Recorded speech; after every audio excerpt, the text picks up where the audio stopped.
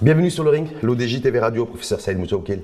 Bonjour, merci de l'invitation, c'est toujours un plaisir. Plaisir partagé, c'est intéressant d'avoir un professionnel de santé sur un ring de boxe pour un débat. Pour un débat qui sera très engagé dans la mesure où, en tant que professionnel de la santé, et puis d'ancien enseignant, je vais apporter ma petite contribution. Complètement, professeur Saïd Moutaoukil. Donc débat sur le ring, l'ODJ TV Radio en 3 rounds. Premier round, le système de santé est-il virusé? Quand on voit aujourd'hui tout l'écosystème et les différents corps d'ailleurs du secteur qui sont en grève. Deuxième round, sur cette grève générale, la politique préventive, comme on dit dans le jargon sanitaire, a-t-elle fait défaut? Est-ce c'est en prévention? Est-ce que la prévention d'une crise et d'une grève générale, est-ce que les règles ont été respectées?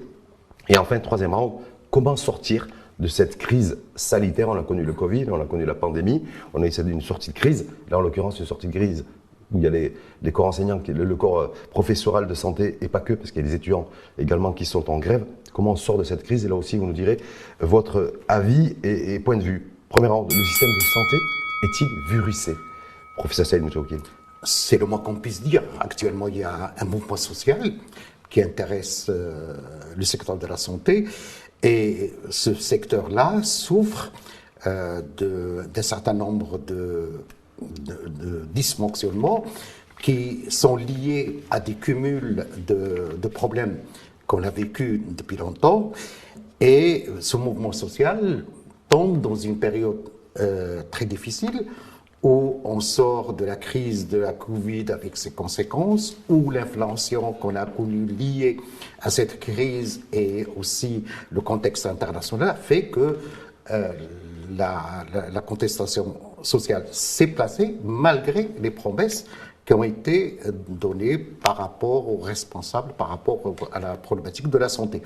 Maintenant, donc ça veut dire quoi? Ça veut dire, est-ce que, professeur Saïd Moutaoukil, ça veut dire que tout l'écosystème de santé aujourd'hui, dans notre pays, a été perforé en fait par différentes revendications sociales portées par les professionnels de santé qui ne datent pas d'aujourd'hui d'ailleurs, parce que je me souviens des mouvements sociaux d'ailleurs en 2018 et 2019 avec une grève continue des étudiants en médecine, en pharmacie, entre autres. Valeur aujourd'hui, on se retrouve avec un écosystème de santé qui est par terre. On se retrouve devant un système de santé qui est en crise. Cette crise, elle ne date pas d'aujourd'hui, qui s'aggrave de plus en plus liée aux difficultés et liée aussi aux changements qui s'opèrent actuellement au niveau du territoire national et puis par rapport aussi aux besoins en personnel soignant de par le monde. Ce qui fait qu'il y a une attractivité ailleurs et la problématique, comment retenir notre personnel sur place, comment on les forme, comment le retenir, et puis comment intéresser ce personnel, surtout dans le secteur public, pour pouvoir mener les grands chantiers et les grandes réformes en cours dans le pays. Est-ce que d'abord, quand on dit le système de santé est-il virusé, ça veut dire que c'est le secteur public qui est virusé, parce qu'on voit bien que le secteur privé aujourd'hui, que ce soit les facultés de médecine ou les cliniques, il n'y a pas de mouvement de grève, il n'y a pas de mouvement social, et il n'y a pas de revendication particulière. Donc on est vraiment, c'est l'écosystème public qui est virusé. Essentiellement dans le privé, comme vous l'avez dit, au niveau de la pratique médicale. Il n'y a pas de perturbation? Il n'y a pas de perturbation, il n'y a pas de mouvement social. Ça ne veut pas dire qu'il n'y a pas de problème à ce niveau-là. Oui. Si, il y a des problèmes au niveau de la réglementation, au niveau du respect de la réglementation et au niveau de certaines revendications du secteur privé par rapport à la valorisation de tout ce qui est la tarification, tout ce qui est aussi normes et régulations.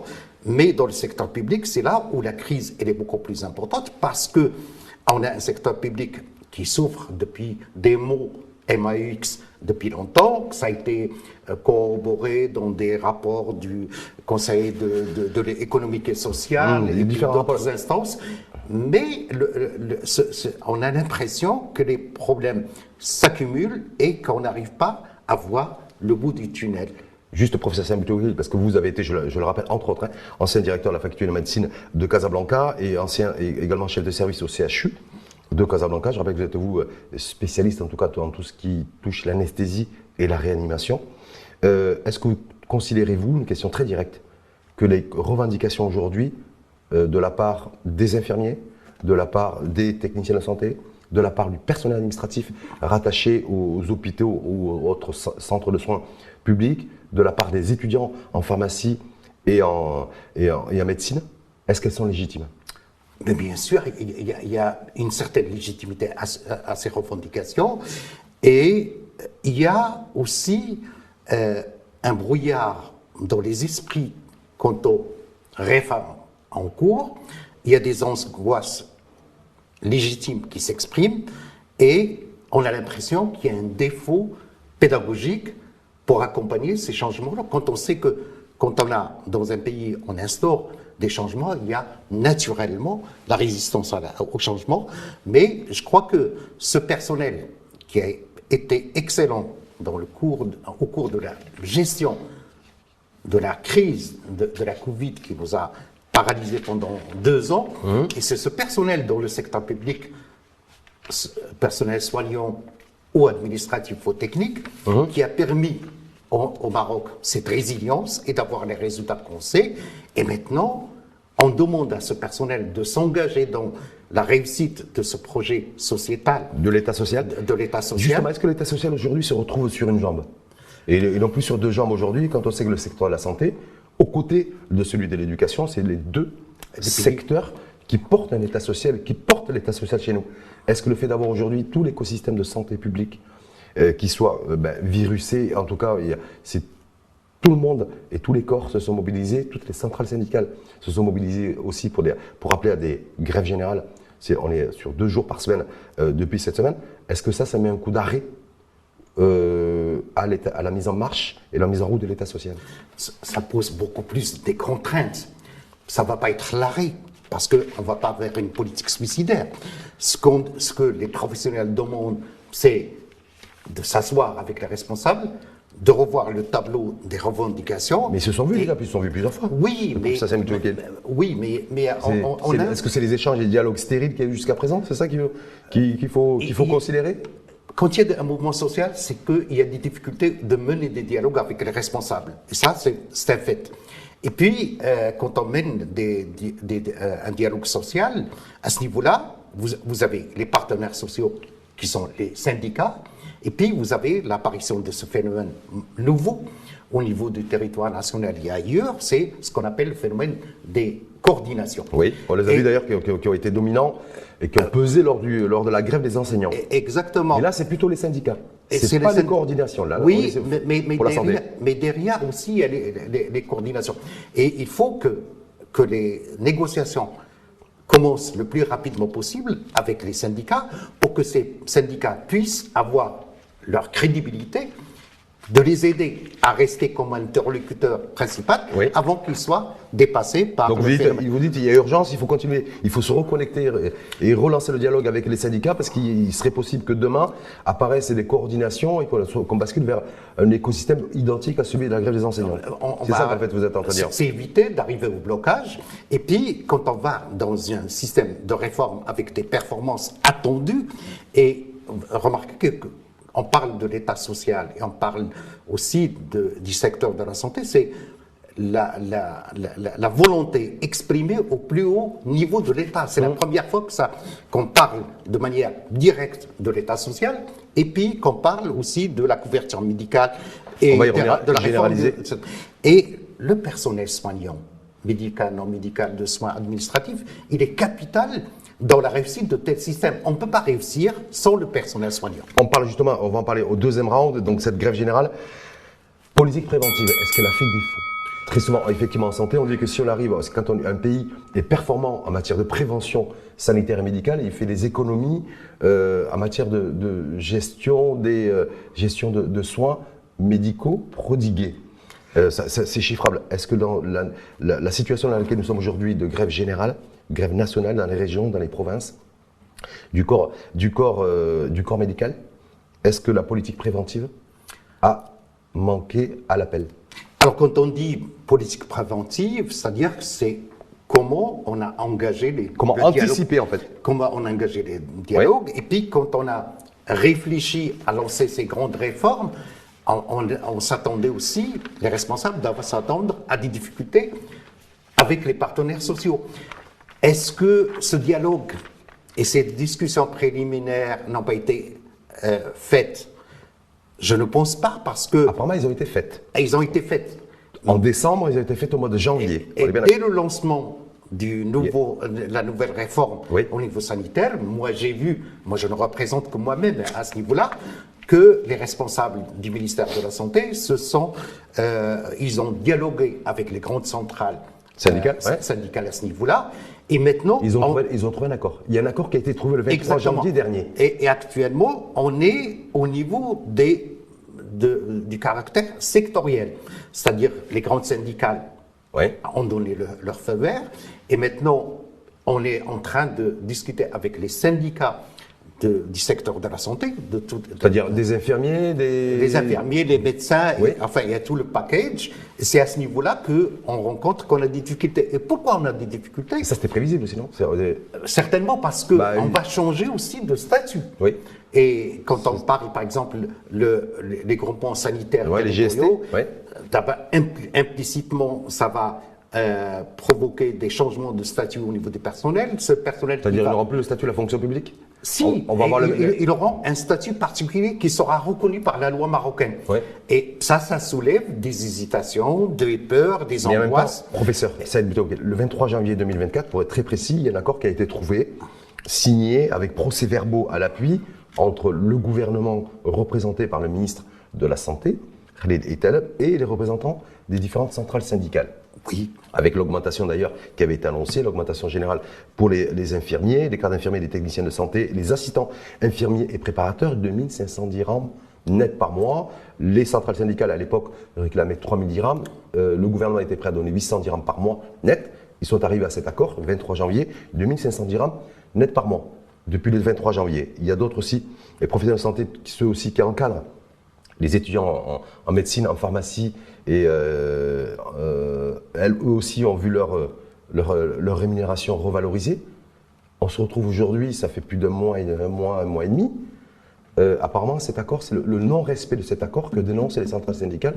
Et c'est pour cette raison qu'ils ont appelé à des mouvements de grève. Oui, et on comprend un petit peu leur insatisfaction, leur peur, mais d'un autre côté aussi, il y a les contraintes.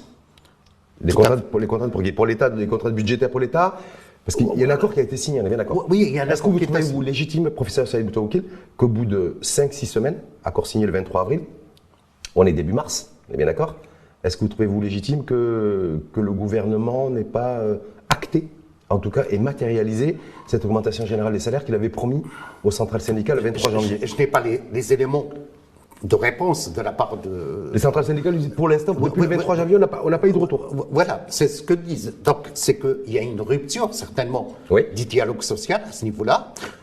Il y a eu l'expression d'autres revendications qui vont s'accumuler.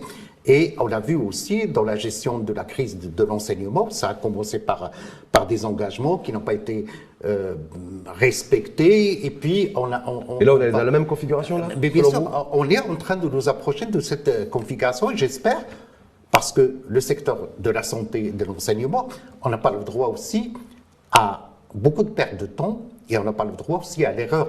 Et je crois que pour créer une dynamique pour accompagner toutes ces réformes qui sont demandées par la population et que le Maroc entier s'est engagé à les faire. Et je crois qu'on doit retourner à la table de négociation et puis on doit satisfaire le maximum de revendications parce que ce personnel-là, il est crucial pour la survie de notre système. Le fait qu'il y ait une grève nationale aujourd'hui qui soit, je rappelle, la première fois c'était une journée de grève fin février, et là on passe à 2 jours de grève par semaine avec ce qu'a exprimé, ils ont exprimé en tout cas toutes les centrales syndicales, je le rappelle, je crois que c'est extrêmement rare depuis le Maroc contemporain que toutes les centrales syndicales appellent à faire grève et sont soudées, appellent à 2 jours de grève consécutifs. On est d'ailleurs semaine prochaine à l'approche du Ramadan.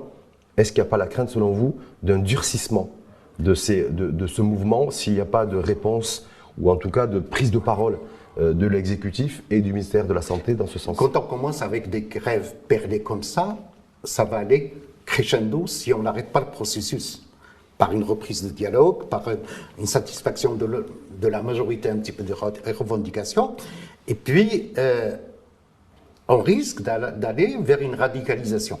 Et je crois qu'elle n'est pas souhaitable pour un État qui cherche toujours la paix sociale, et il n'est pas souhaitable aussi pour que ce système-là de réforme tant attendu, exprimé par toutes les populations, puisse se mettre en place, parce que on a dit qu'il y a des dates butoirs, c'est qu'à partir de juin, on va rentrer dans ces nouvelles réformes. Et je crois que... Et la régionalisation, la politique, la gestion régionale de la politique du médicament, entre autres, oui. Tout ça doit être mis en place à partir d'ici la fin du premier semestre. Le fait qu'aujourd'hui, parce qu'il ne faut pas l'occulter, depuis 3 mois, il y a les étudiants en médecine. Oui. Et en pharmacie, eux, qui sont en grève. Le fait d'avoir aujourd'hui les étudiants, l'association en tout cas, des médecins résidents, également, qui ont appelé un jour de grève le 13 mars, donc c'est une nouvelle strate qui se greffe avec les infirmiers, avec les techniciens de santé, avec le personnel administratif. Est-ce que là, ça ne fait pas beaucoup ? Bien sûr, ça fait beaucoup, et puis ça fait un système qui, comme vous avez dit au départ, virusé. Il va falloir rompre cette chaîne-là. Et pour parler des problèmes des étudiants, je crois que le problème des étudiants, il est très important dans la mesure où il y a actuellement un blocage, et on va se diriger, si on ne rattrape pas le retard et le temps, on va se rediriger vers un blocage et peut-être vers une année perdue. Mais est-ce que c'est pas plus compliqué aujourd'hui pour le ministère de la Santé, pour l'exécutif, parce qu'ils se retrouvent plus qu'à, il y a pas que les étudiants en médecine qui sont en grève, mais il y a tous les corps qui sont en grève. Ça complique. Ça complique un petit peu la problématique. Bien sûr, il va y avoir un élan de solidarité de la population, surtout pas dans la période du Ramadan. Au niveau des professionnels de la santé, c'est-à-dire entre les médecins, mais la problématique des étudiants, c'est-à-dire que maintenant, si on voit les syndicats au niveau des professionnels de la santé, on a des grèves perlées. Ils ne vont pas jusqu'à une grève ouverte où tout le dialogue est rompu et toutes les solutions proposées qui sont non acceptées, et puis on arrive à un blocage. Les centrales syndicales n'écartent pas l'option et l'hypothèse, effectivement, de mouvements de grève qui ne soient pas perlés, comme vous dites, pour reprendre votre terme, mais qui soient continus. Oui, mais c'est une menace. Ouais, c'est une menace il doit exprimer en qui est sérieuse. Et je crois que dans ce pays-là, il y a suffisamment de gens raisonnables qui doivent se mettre le plus rapidement possible autour des tables de négociation pour voir les revendications légitimes du personnel soignant et non soignant, et puis accompagner aussi par un travail pédagogique pour rompre ce cycle vicieux. Mais pour les étudiants, je crois que aucun responsable, aucun étudiant ne veut aller vers une année perdue, parce que c'est une année perdue. Parce que ça n'arrange personne en fait. Ça n'arrange personne. C'est justement le 3e round. Comment sortir de cette crise sanitaire, même si effectivement c'est pas une question d'un virus comme ça qui circule, où j'ai vu la rougeole qui est en train de repartir, mais en fait on est dans une crise aujourd'hui de grève sanitaire à répétition. Comment on fait pour s'en sortir aujourd'hui? Le Ramadan pointe du nez, semaine prochaine. C'est aussi une période où on se retrouve en famille. Il peut y avoir aussi l'adhésion peut-être renforcée de la société civile et des populations à l'égard du personnel de santé, parce qu'on est tous sensibles à ce que nos médecins et nos médecins de famille se portent bien. Bien sûr. Donc voilà, est-ce qu'on va rentrer est-ce que quelque part il y a le chronomètre qui a démarré? Est-ce que c'est pas une course contre la montre?